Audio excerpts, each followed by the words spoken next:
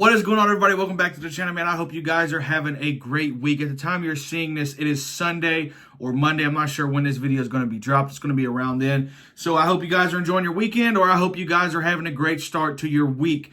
Either way, the video stays the same, man. We are going to be talking about some of the most coveted free agents in this upcoming free agent class.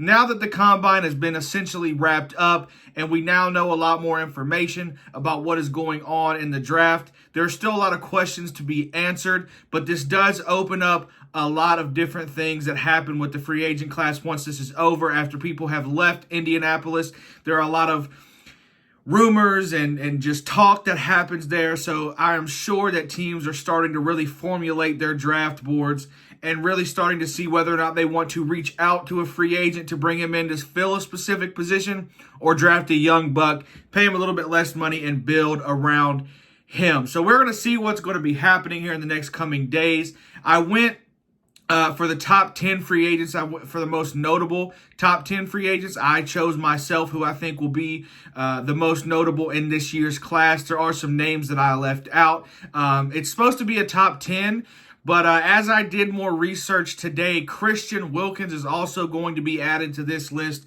making him number 11. So sneak peek into the list right there. Christian Wilkins is a Miami player right now, but he is likely to not be tagged. That news came out today. That's why he wasn't on the list before, because there were rumors that he was going to be tagged. Now it's pretty significant that he's not going to be tagged, or there's pretty significant information that he won't be tagged. And so he's been added to the list, making it a top 11 most notable free agent list, or an outside looking in, whatever you want to call it. But we're going to start with him. Start with number 11, Christian Wilkins, a very talented defensive lineman. Obviously, there was some news, I believe, a year ago or maybe a year before that he wanted a contract. They weren't able to get it done, so he settled on a little bit of a lower number. Didn't quite have the production this year, but I would say that has a lot to do with injuries on the defensive side of the ball.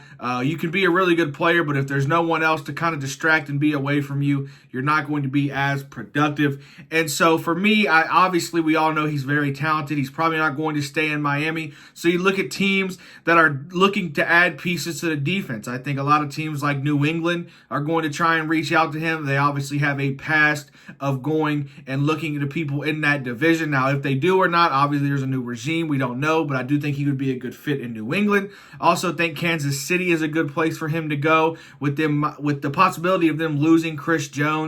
I do think he would be obviously not as good as Chris Jones is. Not many are, but I do think he would be a nice replacement for them. And typically you'll see throughout this list, I gave each player 3 teams that I personally believe they would be a good fit on. Obviously, there are much more factors than just who I think they would be a good fit on. I do have the most teams with the most cap space listed on here as well. So we'll talk about that in just one second, because that is a massive factor when it comes into talking about where free agents can sign. But like I said, talking about Christian Wilkins, each player on this list typically has 3 teams, including the one team that they are currently on, because a lot of times there is a good chance they go back there. It's just a little bit easier. They already know the system and scheme and different things like that.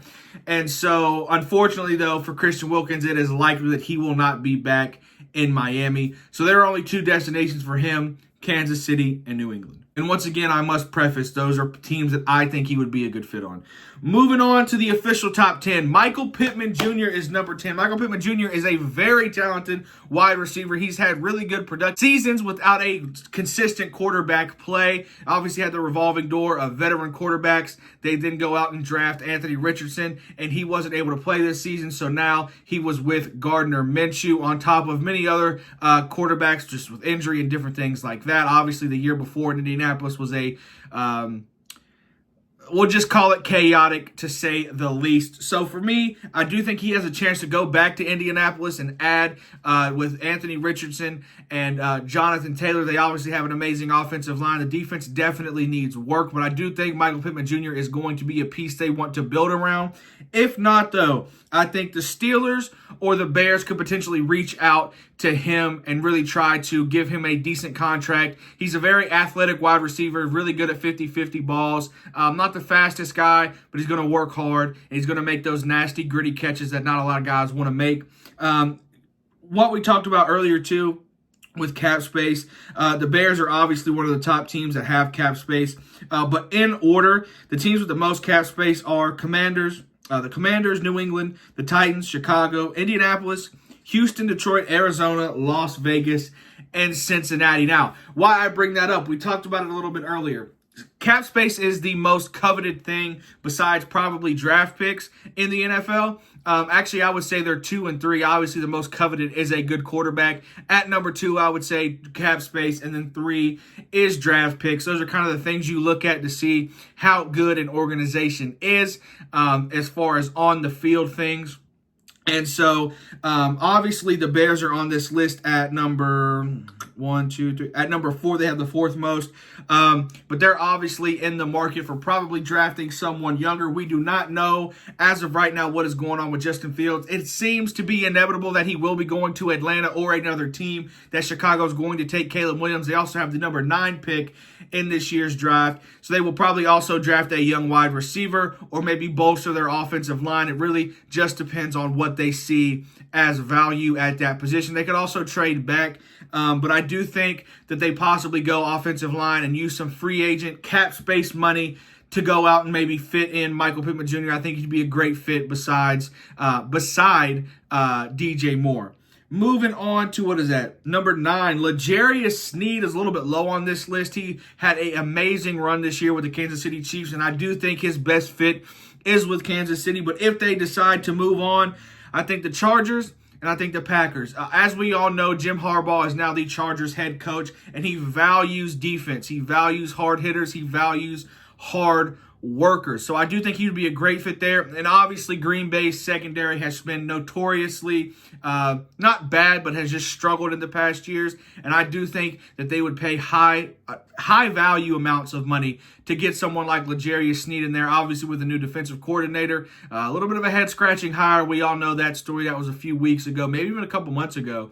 But I do think L'Jarius Sneed would fit in well in Green Bay and kind of be the leader of that secondary. And so I do think the best fit is Kansas City, but I would not be surprised if he goes in division to the Chargers and Jim Harbaugh kind of lures him away from the Chiefs' kingdom, or he goes opposite conference and goes to the Packers. Moving on to, I keep losing my count here. Number 8, Calvin Ridley is a little bit of one that I kind of regret putting on here. I do think he is a great wide receiver, but I just think he stays in Jacksonville. The more research I did, the other two teams I have on here are Kansas City and Baltimore. Kansas City, you're going to hear a lot of around wide receiver in the wide receiver market. Whether or not they pay somebody, we have no idea. I just don't think they go after someone like Calvin Ridley. A little bit on the older side as far as someone who wants that much money. And I think Jacksonville traded a lot for him. Maybe not a lot, but they traded for him. They lost assets for him. So I think they're going to try and keep him there long term to try and build around him, Trevor Lawrence, and some of the other young guys they have on that offense. But maybe not, though. Maybe they look to value more of the defensive side of the ball. Another guy here from Jacksonville is on here as well. He's going to demand a lot of money. I'm sure you guys can tell who that is. But I think overall he stays in Jacksonville, probably takes a little bit less money than he wants, unfortunately. And like I said, the other two teams I had were Kansas City and Baltimore. I just don't see one of them going out and getting someone like Calvin Ridley. So I do regret putting him on here because he's maybe not the most notable, but I think he would be a very interesting signing if he does leave Jacksonville. Moving on to number 6 is Mike Evans, probably a little bit lower than some of you guys think, but I think Mike Evans, his time in Tampa Bay is done. The team is technically on his top 3, who I think would be the best fit. That obviously has a lot to do with whether or not Baker Mayfield is coming back. But we saw the news, if you keep up on my TikTok, that we saw some news about him probably wanting to he's not going to play for rookie quarterback, he said. He doesn't want to play with somebody unless winning a championship is the ultimate goal. And so To me, it kind of feels like his time might be over. That could be a key look into whether or not Baker Mayfield is going to be back with Tampa Bay. There were a few rumors that he was going to stay there, and then the ship was right. Everything was going to be re-signed. And then the past couple weeks, the information has not been the same. So I think overall, his time in in Tampa Bay is over. And Buffalo is one of the teams I could see him going to. Also, like we mentioned with wide receivers, Kansas City, I think, is going to be dipping their toes quite heavily into the wide receiver market this offseason. Whether or not they spend some money on somebody, we don't know. But I think they're going to be doing their fair share of due diligence in trying to get a wide receiver this offseason, whether it be through the draft or whether it be through free agency. We don't know. But I think they're going to be mentioned with a lot of wide receivers. I think his best fit is with Kansas City. He mentioned that he wants to play with an elite quarterback on the TikTok video we talked about the other day. And there's only a handful of elite quarterbacks in the NFL today. And Patrick Mahomes is probably the consensus number one overall of elite quarterbacks in the league. So I think his best fit is there. I don't see him going back to Tampa Bay. Buffalo, I think he would be a really good fit too. Josh Allen is on the elite tier for sure. I think he teeters in between really good and elite. Just sometimes with his interceptions, we all know the story of him. But Buffalo and Kansas City seem to me to be like his top two destinations through research and articles that I've read. And so we'll move on from him. I think overall I would put him in Kansas City. Also, just realized I put Baltimore on here. I don't think he goes to Baltimore. So we will ignore that. Moving on to number 6. A fellow Tampa Bay Buccaneer, Antoine Winfield. He is a great defensive player, someone who I think the Packers would be very interested in. We mentioned that the secondary for the Packers has been rough, to say the least, and I think they're going to try to do everything they can to try and bring in some pro-ready players, and Antoine Winfield fits that description. I also have him either going to either staying in Tampa Bay, going to Green Bay, or I could see him going to the Rams. Not really sure, though, now that I've done some research about the Rams. I just put him in here because he would be a great fit there. But overall, I think they're trying to stay young. Not to say Antoine Winfield is crazy old. I just think overall they're going to stick with the draft and building some guys up through the draft process and through pure just hard work, and through the teams, coaches, and their system. And so I think the best fit for him is Green Bay. Whether or not, once again, Green Bay pays him what he wants to pay him. That's kind of been Green Bay's Achilles heel, in my opinion, is paying players. And so I think that he could end up staying in Tampa Bay, but I think overall he goes to Green Bay. Moving on to number 5, the top 5, Brian Burns. His top 3 for me is Carolina, Baltimore, or Houston. Houston is a team you're going to see in a couple more of these players. Houston is 1, 2, 3, 4. They are top 6 in cap space available for right now. I do think that he would be a great fit there. Very young player. Put him near Will Anderson and let them go to work. DeMeco Ryans is an amazing head coach. He had an amazing first year, amazing defensive head coach. And so I do think he would be a good fit there. I do think that they would pay him the money to come there. Whether or not Carolina wants to keep him, we will have to wait and see. But I think the best fit for him is Houston. And so I think that's where I could see him going. Moving on to 1, 2, 3, 4. Number 4 is Josh Allen. Josh Allen is a current Jacksonville Jaguar. I could see him going to New England, and I could see him replacing Brian Burns and going to Carolina. I say replacing loosely. I know they don't play the exact same position. Adding someone like Josh Allen, who's kind of all over the field, to replace someone that you let walk through the door in free agency. I think he would be a really good fit in Carolina. I also have on here New England. I feel like New England is his best fit destination. They are second in cap space, and they are looking to spend money with this new regime that they have in New England. So I think New England will be his best fit. Moving on to the top 3, Kirk Cousins comes in at number 3. I have him at Atlanta, staying in Minnesota, or Las Vegas. I think after reading some articles and different things like that, I think his best fit is Las Vegas. I do not see him going back to Minnesota. I think that ship has sailed. They don't want to pay him his fully guaranteed contracts that he loves so much. And I think Atlanta trades for Justin Fields. So I think Las Vegas is his best fit. I think he goes there, plays for Antonio Pierce until he can figure out what he wants to do at the quarterback position. They could also draft a quarterback this year in the draft and let him sit behind Kirk, kind of be that bridge quarterback, that Alex Smith that Patrick Mahomes had. Not saying they're, going to draft a Patrick Mahomes or that, Alex Smith and Kirk Cousins are equal, but you see what I'm saying, kind of the mentor to that young quarterback. So I think Las Vegas is his best fit. Moving on to the top two, Derrick Henry comes in at number 2.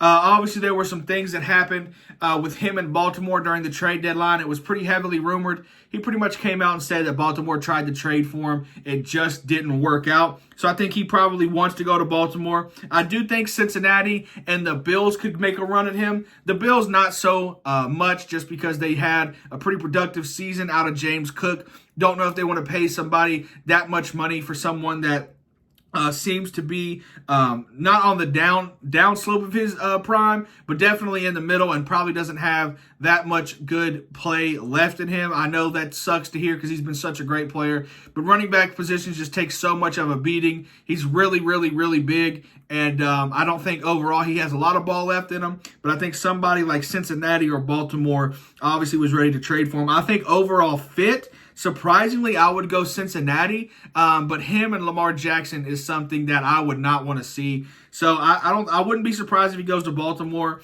or Cincinnati, but obviously he's out of Tennessee. There is no doubt about that at all. He pretty much had a farewell speech at midfield on the last game. And so for me, I think overall fit is Cincinnati, but I would not be surprised if he goes to Baltimore. Moving on to the number 1 most notable free agent of this year's free agent class. Pretty easy. I'm sure you guys guessed it. Chris Jones. The guy is an absolute game wrecker. It is insane how good he is as a defensive player. He's up there with Aaron Donald. He wants to be paid like an Aaron Donald, and he deserves it. Let's be honest. We do know that last year he wanted the same amount of money, and this year he only made a case of why he should be paid that or more. And so I don't know if Kansas City is going to I don't know if they're going to do it. They didn't want to do it last year. They're probably not going to want to do it this year. They might not have a choice. So the 2 teams that I have him possibly going to are either Houston or Detroit. Houston, like we mentioned, is 1, 2, 3, 4, 5, 6 on the most cap space, followed by Detroit, who is the other team I have on here. Houston and Detroit, I feel like, are 2 great spots for him. Obviously, Houston, a young and up-and-coming team. Same with Detroit. They both have basically the same amount of cap space. They're one right after the other. I think he could go there, be a real leader on the young teams that are there right now. Obviously, he's obviously a leader on Kansas City. But if they're not going to pay him the money, why not go to a young and up-and-coming contender like those 2? I think overall fit is Houston, though.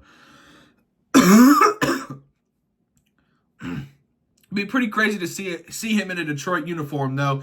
Really, anything other than a Kansas City uniform would be crazy, but I think Houston is his best fit.